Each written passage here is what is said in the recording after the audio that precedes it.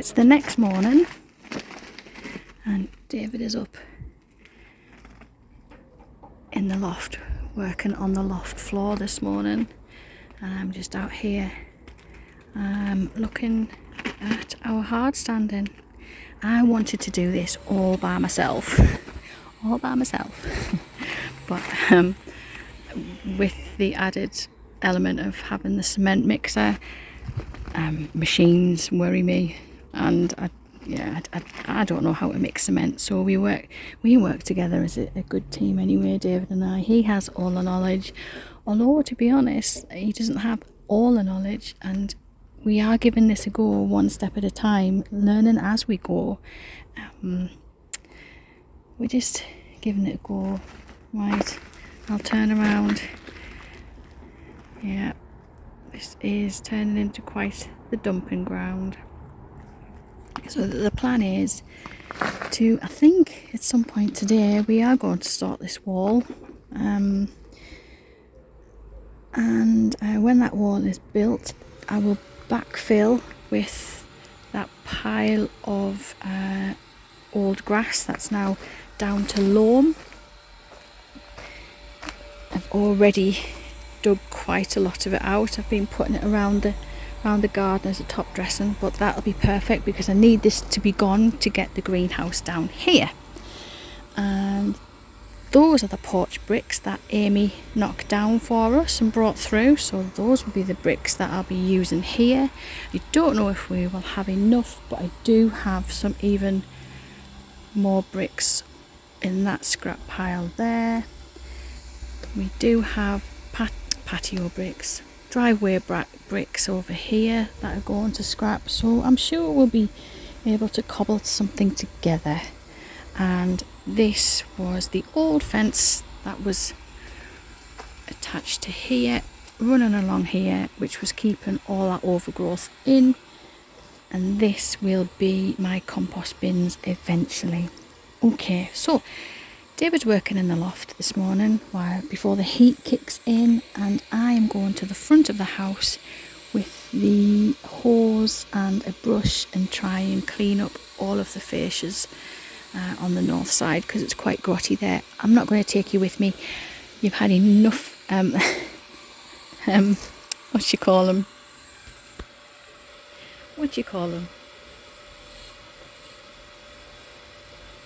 Time lapse.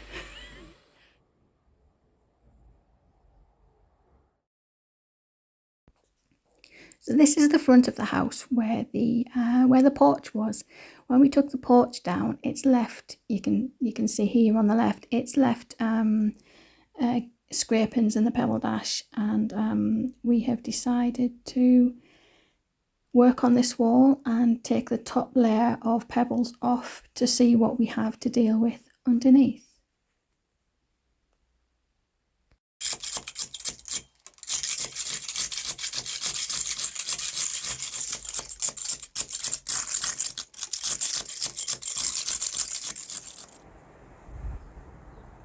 So this is where we're at with it. I've gone as far as I can because I need, I cleaned the soffits I was stood on the top of the ladder and I was at my limit, and I need to get my body behind it to get this off, and I'm frightened in case I wobbled myself off the ladder, so I need David to do this. Sadly he is, not sadly, brilliantly, he's working on the loft, so this bit's on hold. You can see we need to replace the soffit here where the porch was, because we're getting white double glazing windows in here. They're going to take out this. I'm not a fan of that. That's happening in September, and they're going to just patch up for us a little bit of the fascia board where the porch was, and that will do us absolutely fine. We are not perfectionists. So this morning I'm going to work on this little bit. That's all we have on this side to do, so I can do this myself. And it's all done. The holes have been filled and it's ready for a fix and sealant.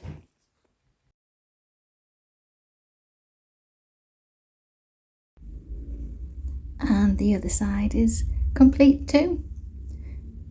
Now for the paint.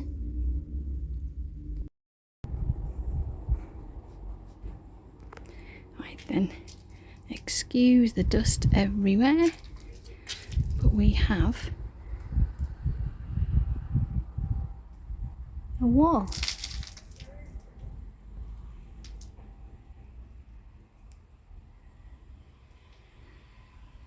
You like my letterbox?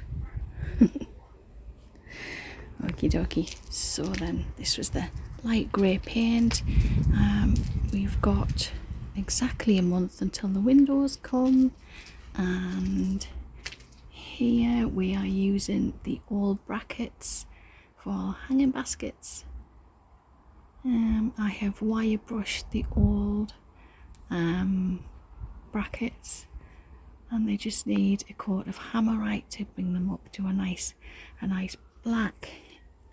I've got a little U here because this is the north facing and doesn't get any sun, so those hanging baskets will need, excuse my fingernails, I've been gardening, those hanging baskets will need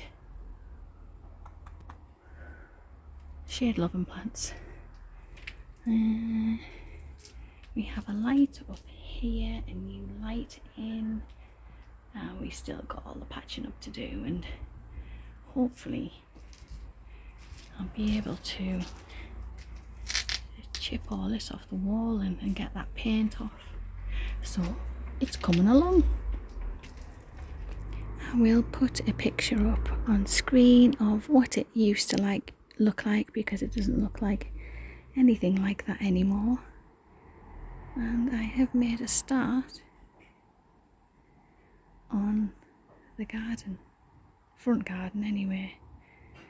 So to the left of that string line is obviously the lawn area, and I'll pull out all of this and pop some perennials in, not perennials, shrubs. It will be a shrub garden.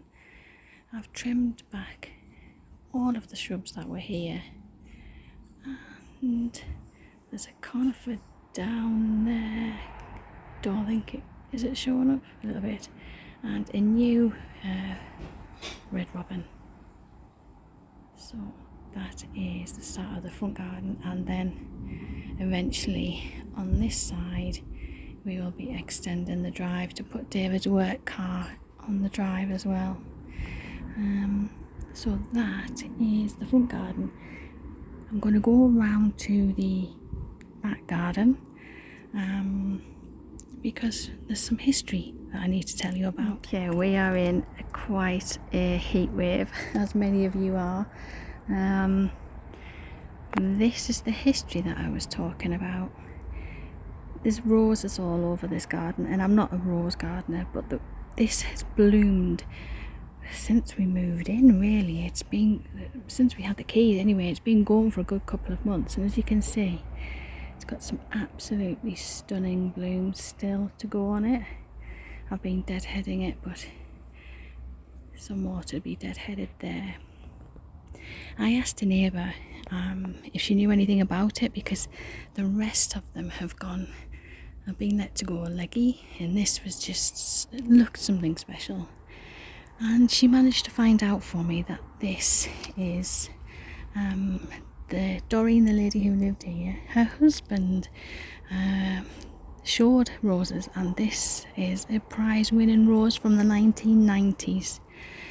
So I want to put this in the front garden for everyone to see, a nod to Doreen, because she'd been here since the house was built in the 1960s, and a lot of the neighbours knew her, but the pressure's on because I'm not a rose gardener, so I'm hoping I can move it in February time, I think, and get it to flourish, but we'll see. We've just had another log delivery, so we are very much a works in progress here. So you'll see that's the dumpy bags that the logs came in. Different, we have the arch there for that's the grape growing. things aren't in their final place. I'm just putting things in when I can, and I'll move them. So I've been continuing on with the fence. I'm not taking the ivy off there, off this bit. I'll take you up. I'm not taking the ivy off because I took it off this fence. It's very gnarly, and this, as you can see, this is quite shaded along here. Yeah, so this is my vegetable bed. I am getting Brussels sprouts in there, if you can see them, and can you pick them out? Oodles and oodles of tomatoes. So this has been brilliant, and my sacrificial nasturtium has been a sacrificial one. As you can see, I'm still getting my brassica leaves chewed, but that's where I harvest the caterpillars. Okey-dokey. I have been doing work along here, and that is now in place. The bird feeder is now in place. I have trimmed this back, the little bit, there is a root there, but it does come from next door, so if I just keep this trimmed, I will shape up there once the brambles once the brambles have fully ripened and been picked. And the wall, we made a start on the wall along there. These are nettles that I'm leaving. I have comfrey here. So I quite fancied a nettle patch and a comfrey patch, so I could make my own fertiliser next year. And the last bit is, let me just get out of the shaded part. I am going to do a mini meadow. So I've cut this area down to my plum and over to my apple, and as you can see, I've drawn a line here. I will cut this out, and this area here is the cottage garden, and it will, can you hear my children bickering in the kitchen? It's the summer holidays. And then this will be a prairie garden with the grasses and the perennials, leading down into an alpine garden, and my herbs will come up here. And this, you can see this section, I will just let to go the grasses to do whatever it wants to, and then this section over here. And next year I will, because it's such a thick grass, I think what I'll do is I'll grow the perennials from seed, and then in the spring I will probably actually plant a good rooted plant in the grass.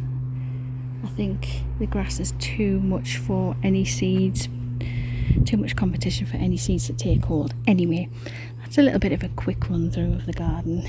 It feels like a mess, but it's going to be a work in progress for at least the next couple of years. So okay, I'm going to go have a word with two teenagers. Hello, this side.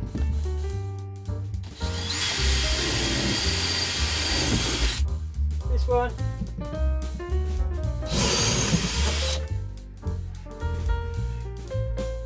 You alright? Well, last one now. You ready?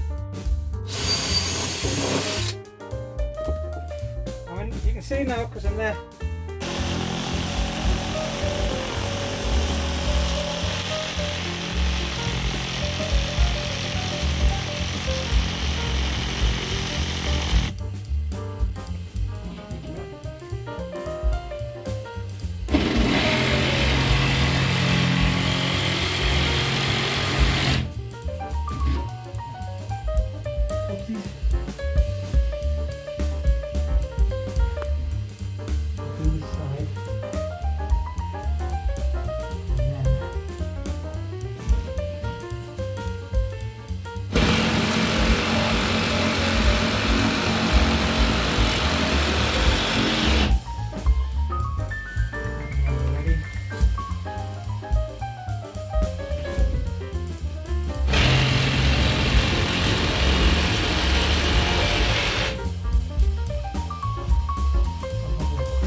What?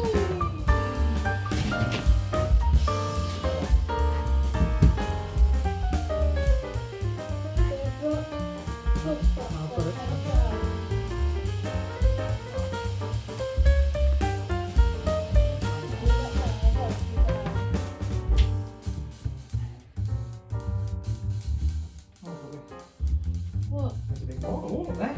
You stop swearing. It's going to be a quiet one.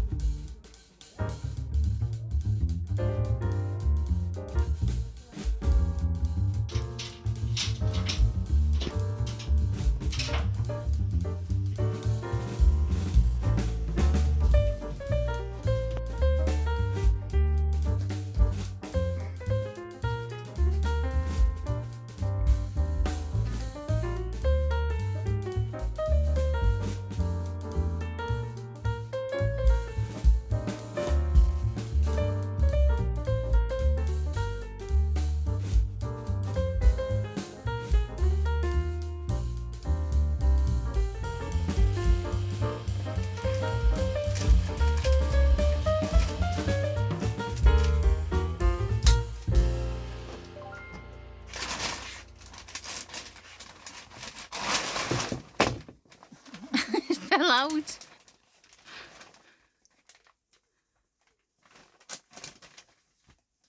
Is it punctured? Yeah. Is it punctured? Yeah.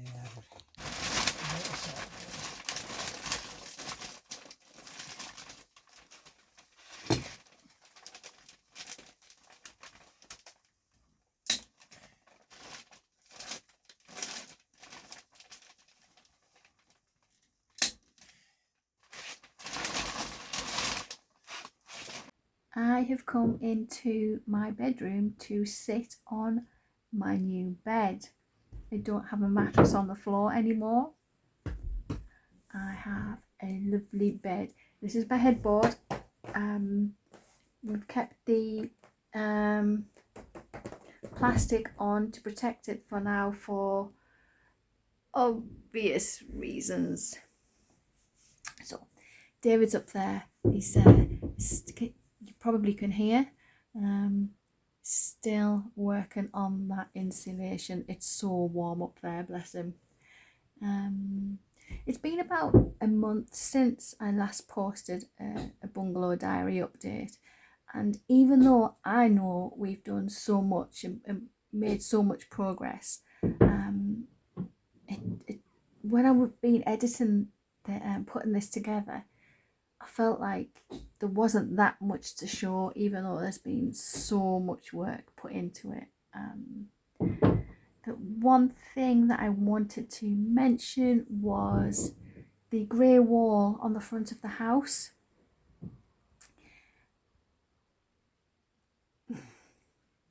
We had a quote for some workmen to come and re-render that, make all the plaster work where the pebble dashing was all nice and flat, and that was going to come in at just short of £2,000.